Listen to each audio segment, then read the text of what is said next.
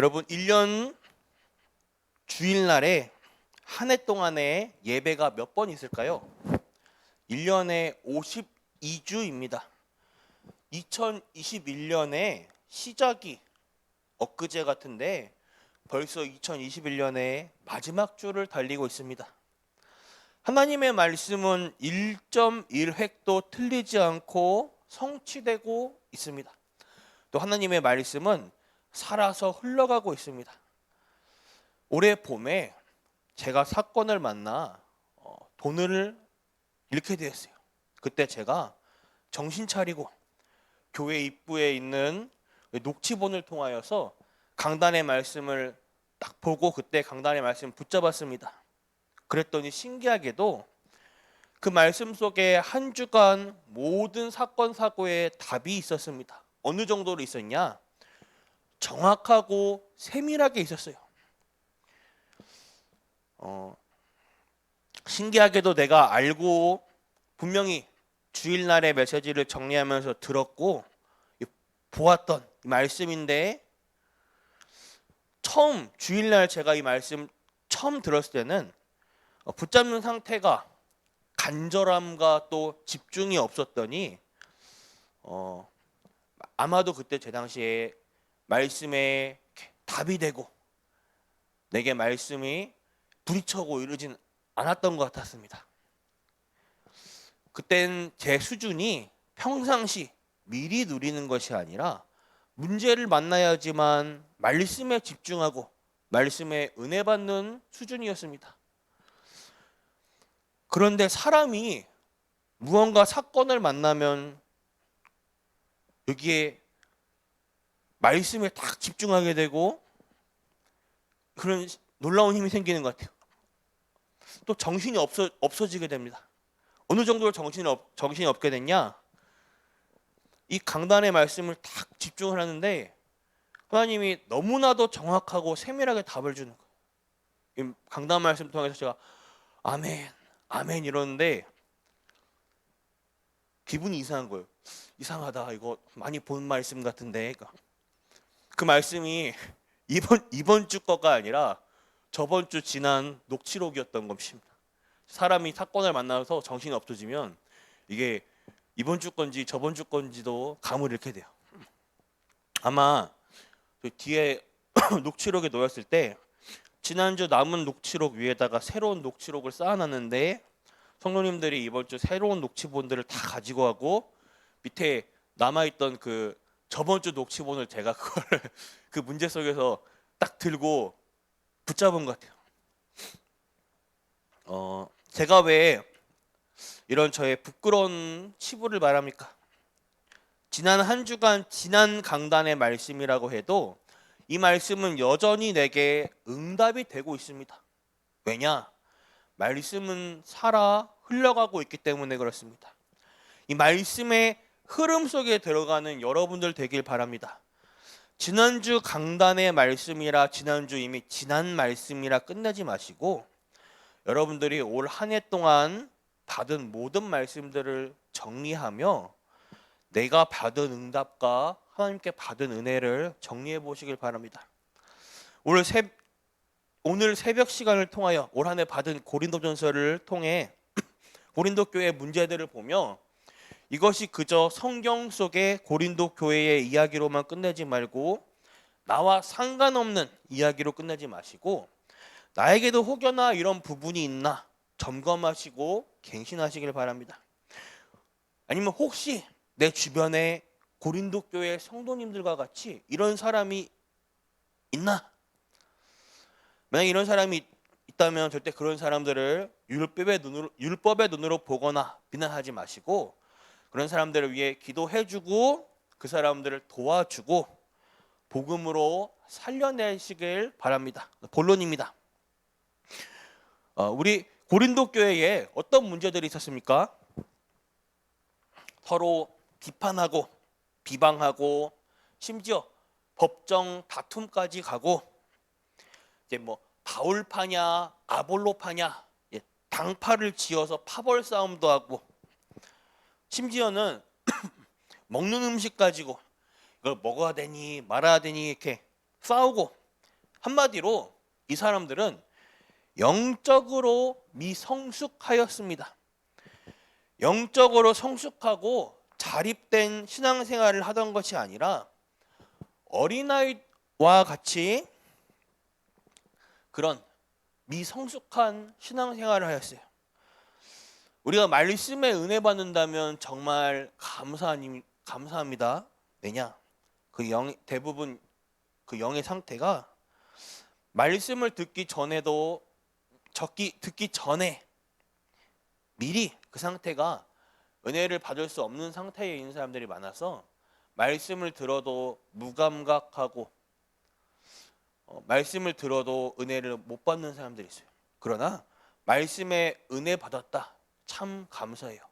그러나 이제는 우리가 말씀에 은혜 받고 듣는 것에 끝나지 마시고 말씀을 거울 삼아 혹여나 나에게도 이런 부분이 있지 않나 점검하고 나를 갱신하시길 바랍니다. 말씀을 통해서 나를 발견할 때 내 안에 갱신해야 될 부분, 부끄럽거나 숨기거나 이 부분을 그러지 말고 대부분 인정을 안 하거나 합니다. 그게 아니라 하나님 앞에 인정하고 말씀 앞에 나를 바꿀 때 하나님은 응답을 쏟아부으십니다. 대부분 말씀을 듣기만 하고 이 부분을 내 삶 속에서 적용을 안 해요. 듣는 거로 그냥 정리는 잘하는데 실제 삶 속에서 이것을 누리지를 못합니다. 내 삶 속에 갱신을 안 해요. 저는 올 한 해 그 부분을 응답받았고 깨달았습니다. 만약에 내게 말씀을 통해 나를 거울 삼아 갱신해야 될 부분들이 발견되고 보여진다. 이 부분들을 숨기고 이 부분을 부인하거나 그럴 게 아니라 이때 인정하고 말씀 앞에서 나를 바꿀 때 그게 바로 치유와 서밋의 시작입니다. 항상 말씀 앞에 나를 부인하고 순종하는 전 성도님들 되길 바랍니다.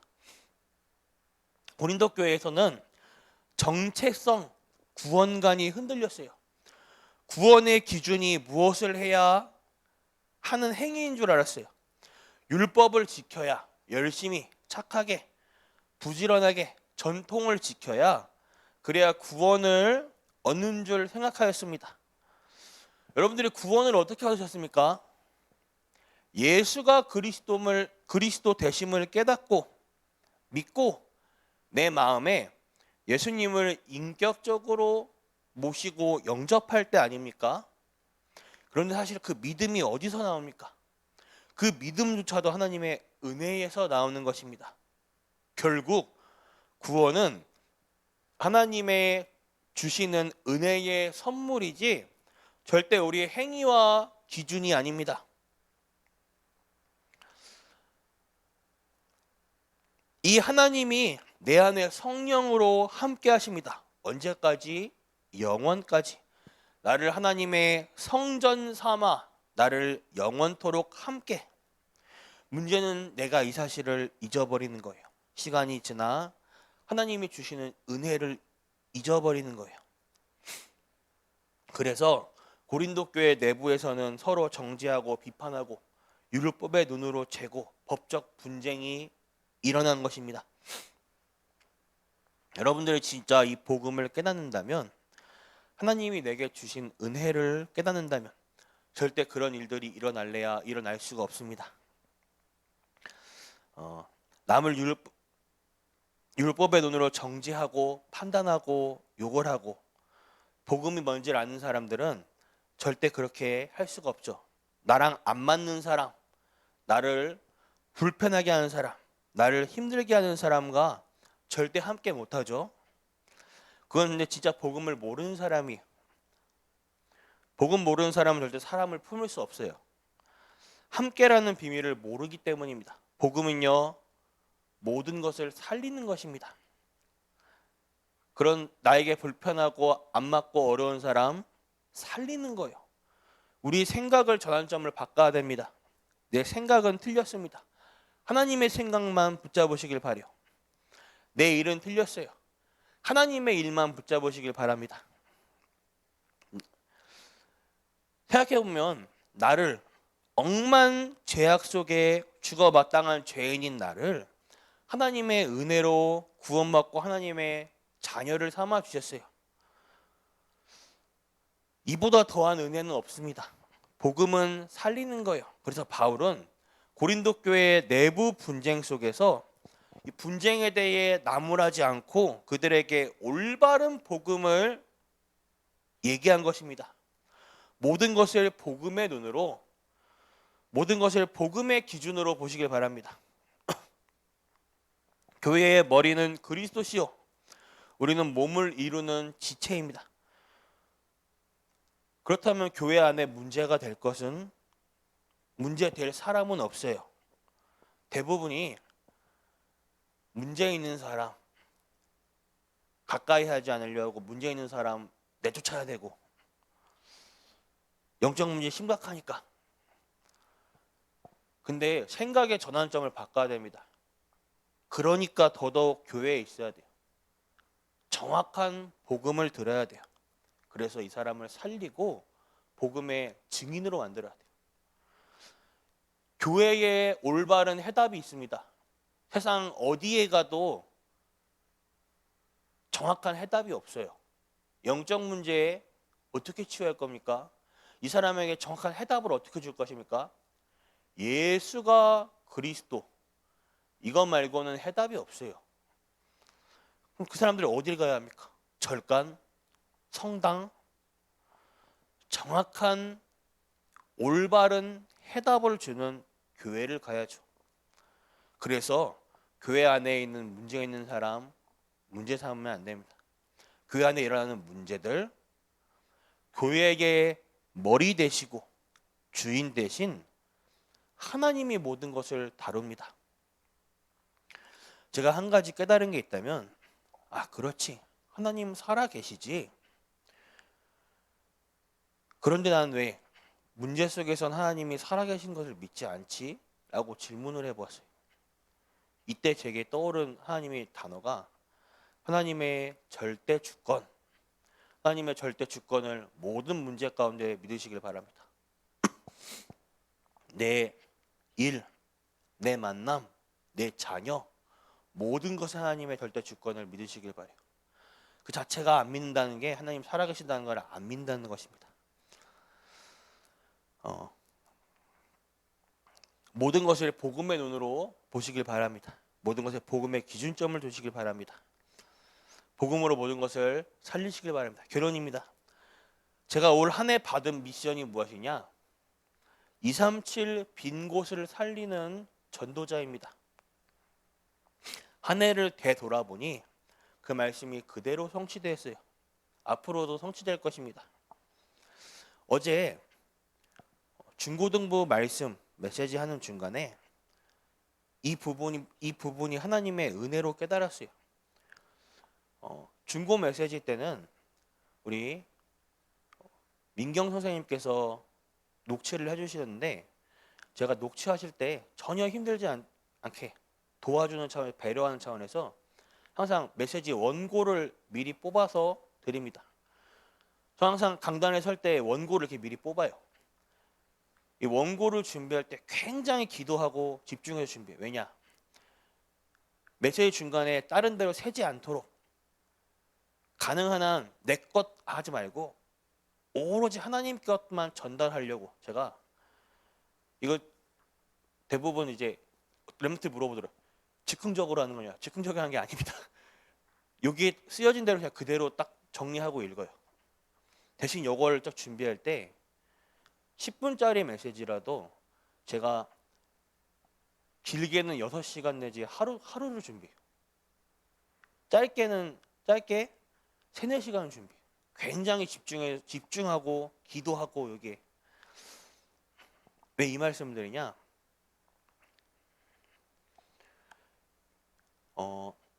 제가 받은 미션이 원고에도 없었던, 메시지를 하다 보면 원고에도 없었던 하나님이 주신 은혜를 주세요. 원고를 준비할 때도 하나님의 은혜 속에서 이렇게 집중하고 하는데도 강단에 서면 하나님이 제 생각을 붙잡고 제 입술을 틀어버릴 때가 있어요. 어제 중고등부 메시지 서론 부분을 하다가 갑자기 하나님이 은혜 주시고 깨닫게 해주셨어요. 세계복음화 237 현장에서 가장 빈 곳이 어딜까요? 나의 가정, 나의 직장, 나의 렘넌트들은 학교 또는 나의 교회입니까? 어디가 제일 빈 곳입니까? 세계복음화 할 때는 우리가 저 영국, 미국 비행기 타고 아프리카 전 세계를 돌아다니며 복음을 전하는 게 세계복음화가 아니라 내가 있는 그 현장, 내가 있는 그곳에서 복음 붙잡는 것, 거기가 바로 세계복음화의 현장입니다. 그런데 이 세계복음화의 현장에 제일 빈 곳이 어디입니까? 바로 내 삶이에요. 내 삶이 가장 빈 곳이에요. 말씀의 은혜는 받는데 말씀을 적용하고 실천을 안 해요. 말씀을 깨닫는데 말씀을 깨닫고 인정을 안 해요. 말씀 앞에 나를 부인하지를 못해요. 말씀 엄청 듣습니다. 정리 예쁘게 잘합니다. 말씀 포럼도 잘합니다. 그런데 말씀 앞에 나를 갱신하고 바꿔내지를 못해요. 많은 사람들이. 왜냐? 말씀을 거울 삼아 나를 보았을 때 분명히 갱신해야 할 부분, 내 안에 바꿔내야 될 부분 있습니다. 인정 안 해요. 내 안에 드러난 부분, 드러나는 부분들을 인정 안 해요. 근데 이 부분을 드러났다, 확인이 됐다, 인정됐다, 그때가 하나님 말씀 앞에 바꿔낸다, 치유의 시작입니다. 그때부터 응답의 시작이에요. 나의 삶이 가장 빈 곳의 현장입니다. 그래서 여러분들이 오늘 혼자 있는 시간에 하나님과 대면하는 시간을 가지시길 바랍니다. 누구의 도움도 없이 하나님 앞에 나와 1대1로 하나님께 단을 쌓으시길 바라요. 그리고 오늘 하루, 아침, 낮, 밤 모든 시간 속에 하나님이 나와 함께 하심을 누리시길 바랍니다. 그리스도를 오직으로 결론내는 시작을 하시길 바랍니다. 그리스도가 진리지 그 어떤 것도 진리가 아니에요. 그리스도로 끝났습니다. 더 이상 필요한 거 없어요. 오직 그리스도로 결론내고 시작하는 전 성도님들에게 바라겠습니다. 기도하겠습니다. 하나님 아버지 은혜에 감사합니다. 오직 예수는 그리스도로 결론내버리는 전 성도들 되게 하여 주옵소서. 우리의 입술의 복음을 넘어 삶의 복음 되게 하여 주십시고 이것이 현장에서 확인되는 복음이 되게 하여 주시옵소서. 그래서 이 복음의 증인 되게 하여 주시옵소서. 감사합니다. 예수 그리스도 이름으로 기도드렸습니다. 아멘. 주기도 마치겠습니다. 하늘에 계신 우리 아버지여, 이름이 거룩히 여김을 받으시며 나라가 임하옵시며 뜻이 하늘에서 이루어진 것 같이 땅에서도 이루어지이다. 오늘날 우리에게 일용할 양식 주옵시고 우리가 우리에게 죄진 자를 사하여 준 것 같이 우리 죄를 사하여 주시옵고 우리를 시험에 들게 하지 마옵시며 다만 악에서 구하옵소서.